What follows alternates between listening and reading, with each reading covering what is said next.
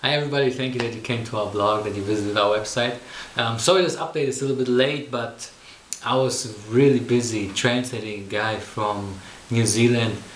He was talking about the fatherhood of God. It was really good. We want to talk a little bit about ministry, what we're doing and things like that. We are still going out on Wednesday. We're going out with Alabaster Jar. And things are looking really good. Shannon's starting to build up relationships with these ladies, and yeah, it's really good to see that, because it's a ministry that takes time. So for me, it's cool, that they're starting to slowly trust her, and build up something that is needed in order to try introduce them to God. So that is going really well. Shaylin, she wants to extend her ministry, and she wants to go out 3 times a week. That won't necessarily be always in the evening, but she also wants to go to another street. Right now we're working on a street where it's many international people, so there are many of them. They're coming from Eastern Europe, they're coming here to Germany and we want to work here, make some money. So that's where the street we're working at.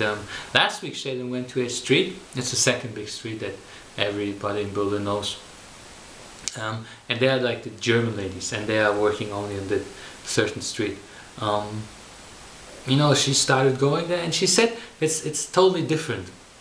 So like the atmosphere and everything, because the German ladies, they choose most of the time. They choose to work as a prostitute. They could do something else, but they choose to do that. So it's of course a whole different approach for these girls. But yeah, I think it will look good, and it will, again, it takes time, building up the relationship with these ladies. So I'm happy to see that. It's really cool that Shaylin is coming slowly into what always was her heart. She was talking about that since we were married, and even before that she was talking about how much prostitutes are in her heart. Which brings us to the other thing. She's planning to go into a brothel. And you can imagine that for me it's not very easy to accept that, but I want to stand behind it with all my heart, because I believe that that is from God. It's from God, that God called her into that, and when God says, who am I to say something against that? But still, I'm just human, and I need grace, in order to, first of all, not freak out, when I'm here and she's in a brothel, all of you guys, you can probably understand that. And yeah, I just need grace to fully release her into what God has for her.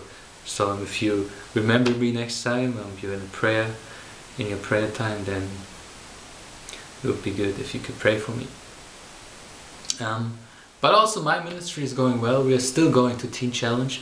Today again we will go there. And we had something very interesting happen the other day. There was a lady.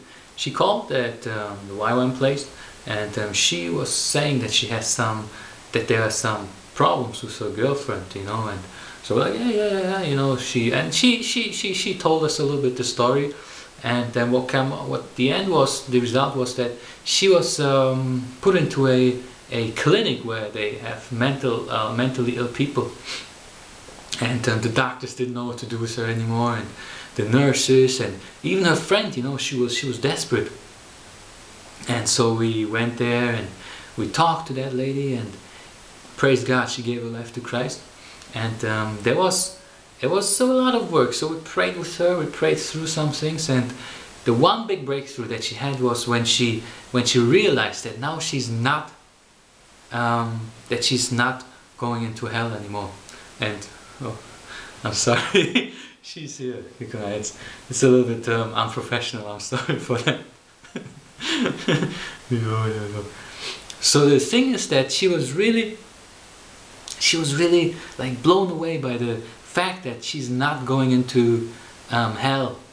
And she, as we see in the Bible, Jesus is casting out demons, and we had that experience firsthand, I can tell you.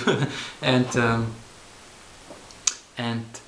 these demons, they were she had a really clear head once we talked to her, but she was telling us that these demons, they were talking to her directly. So yes, we casted them out and we told them to leave, and it was good. But today, of course, you know, you need a lot. You need some time to you know, work with her again. You know, because she's believing lies for many years, and you know, it just takes time for the truth of God to settle in her heart and take roots. You know, deep roots.